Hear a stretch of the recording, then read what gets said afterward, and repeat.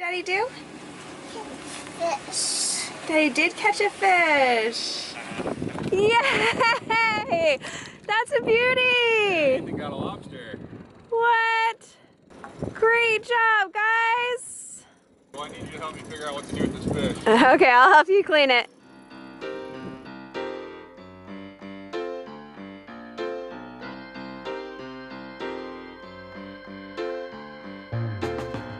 I am so happy that we have a fish to eat.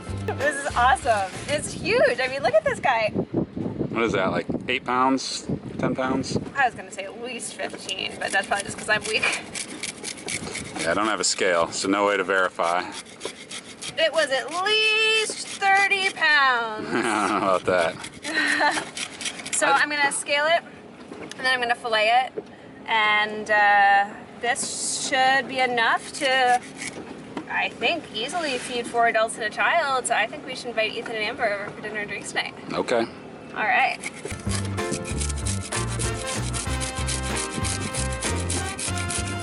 Look, honey. These are fish scales.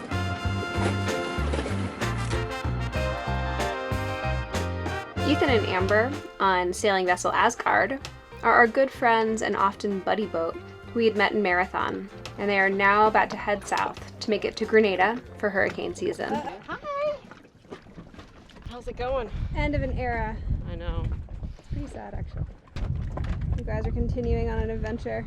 So we're gonna go straight to DR. Straight to DR. What, tomorrow? Yep, You're going straight to DR tomorrow? we're going Yeah. straight to DR. Looking at the weather, so there's that wind coming through Friday. So we've got to get to my iguana by Friday, and then we're gonna get stuck there for a few days. So we're gonna have to rush there, and then get stuck for a few days. And Yeah. so it's easier just to take 3 days and go straight to DR when the winds are nice and calm. Yeah. Yeah, I mean, I fully get behind that idea. Yeah. We had started to come to the part of our trip where our good friends were parting ways. Some, like Ethan and Amber, starting to head south, others beginning the process of heading back north. Sunset. Sunset. Sunset.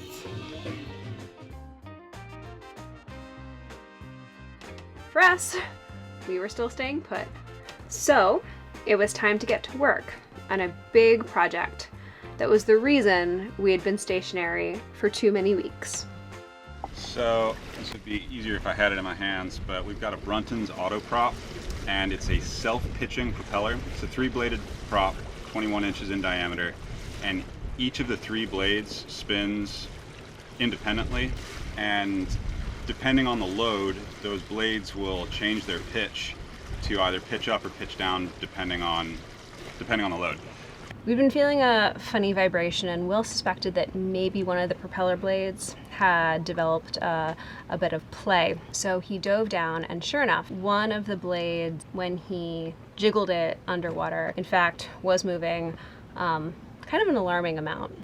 Probably at the tip of the blade, like a centimeter or something. So there's significant play.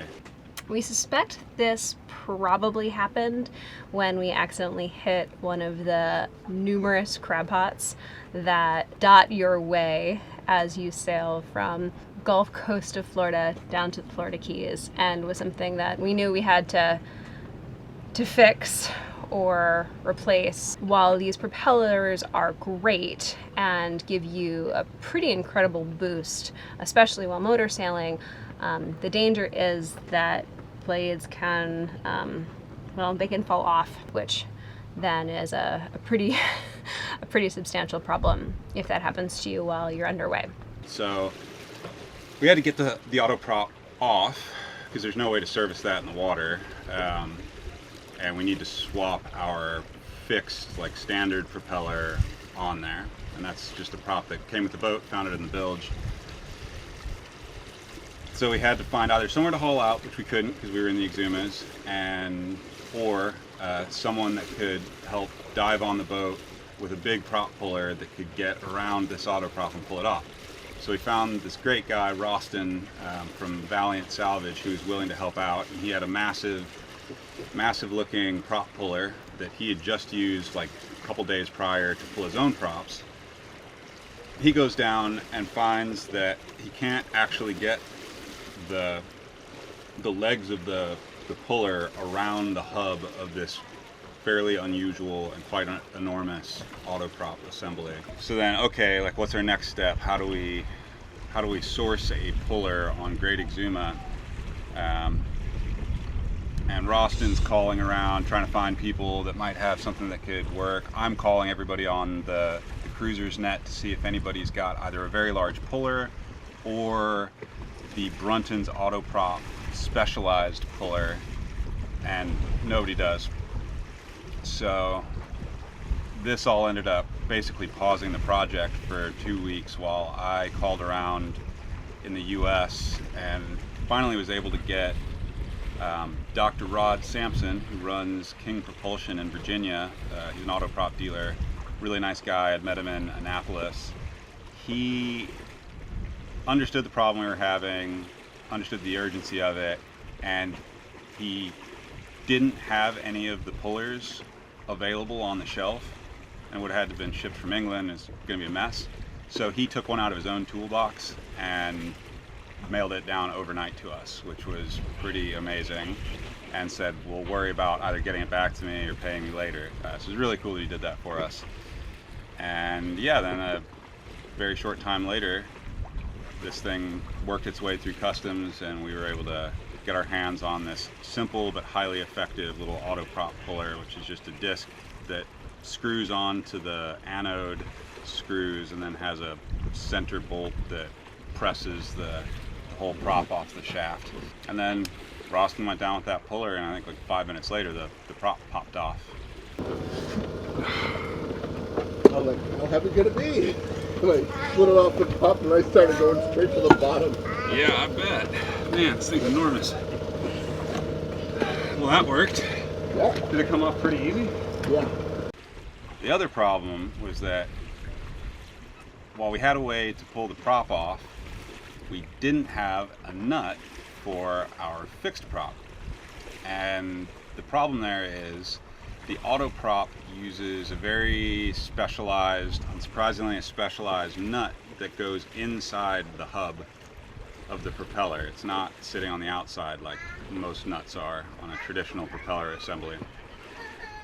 So then I had to try to figure out, based on ancient drawings of the auto prop that Dr. Rod sourced for us, what the exact threading was for our shaft, and then have a propeller nut manufactured by Jimmy's Prop Shop in Fort Lauderdale and also overnighted to Great Exuma. And that was just a crapshoot because we didn't know exactly what we needed. Now the only question remains, will this custom fabricated nut that we made for the fixed prop, will it actually fit the shaft based on the dimensions that we got from Brunton's? Okay, so ready for a prop? Yep.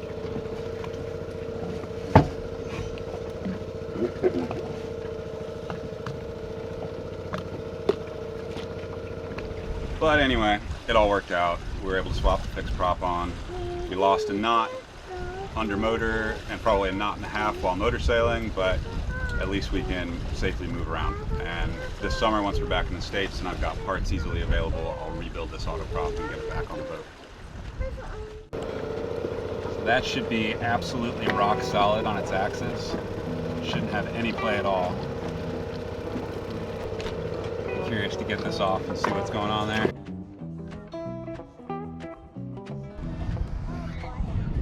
Both projects.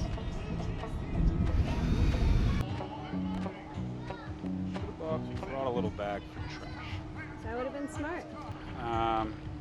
So I just pulled this cap off the loose blade, so that cap, which exposes the internals. This is just a cap that seals in the grease. And I'm gonna get in here and see if I can disassemble it and make an assessment about why this thing is wobbling around.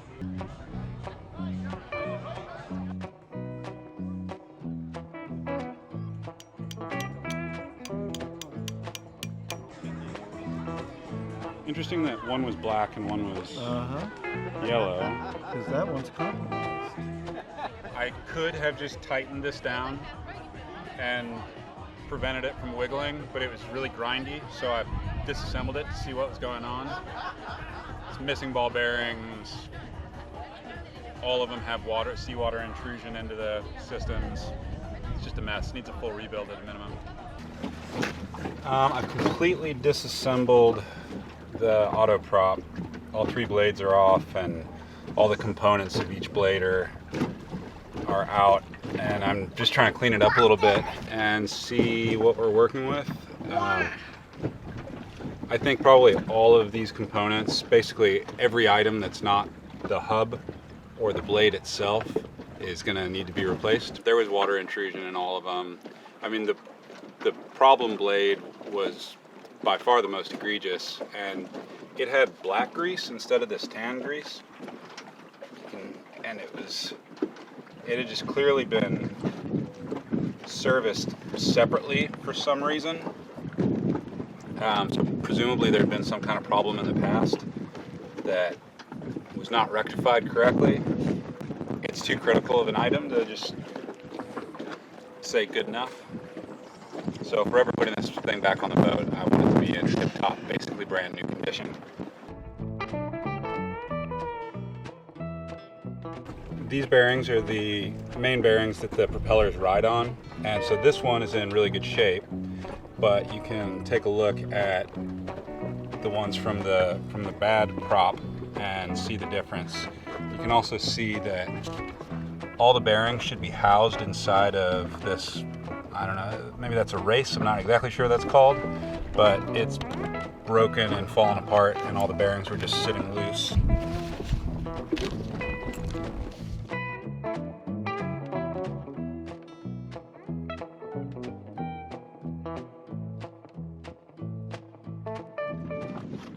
It seems like the start of a joke. What does a pizza box, a drill, and children's books all have in common? I don't know. What do they have in common? I don't know. That was a very good joke. What are you doing? Okay, so our cap rail is in rough shape. This part's splitting right here. And so what I want to do is put 2 or 3 screws into it to bring it together, and fill this with epoxy and then tighten the screws.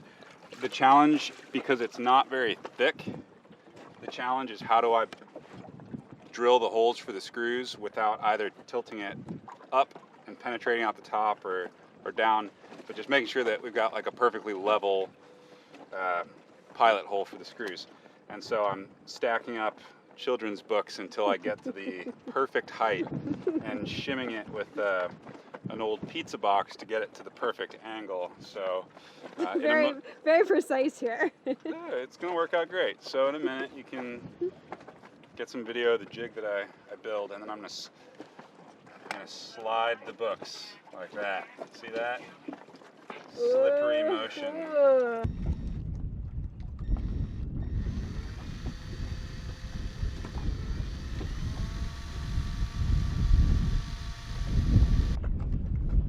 Okay.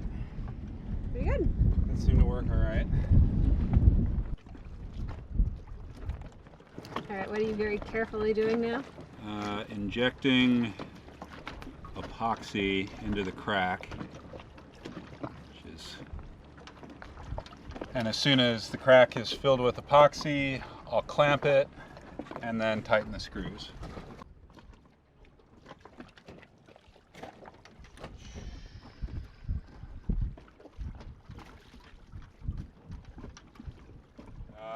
So I clamped it overnight. I'd screwed it and plugged the holes for the screw heads.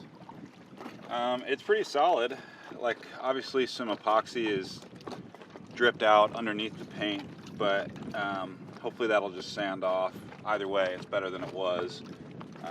Feels solid. Doesn't feel like you're gonna catch your foot on it and split it off. So now I'm just gonna take off the heads of the plugs.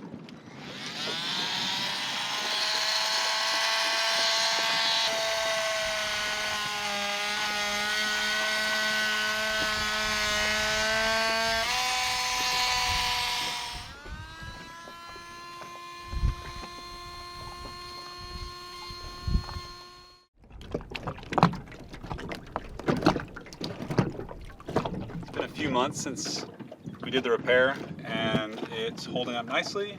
It doesn't look perfect. There's still an obvious crack, but it's rock solid. It's not going anywhere, so worked out great. In the next episode, we see what the boat is like with 4 adults and 2 kids on board for a week. Tap, tap. Point your finger up. Point your finger down. Put it on your head. We revisit some of our favorite spots and test out our athletic abilities on the beach. This is a pole spear. It's meant for underwater use, but we're going to do some beach games with it. Some javelin springing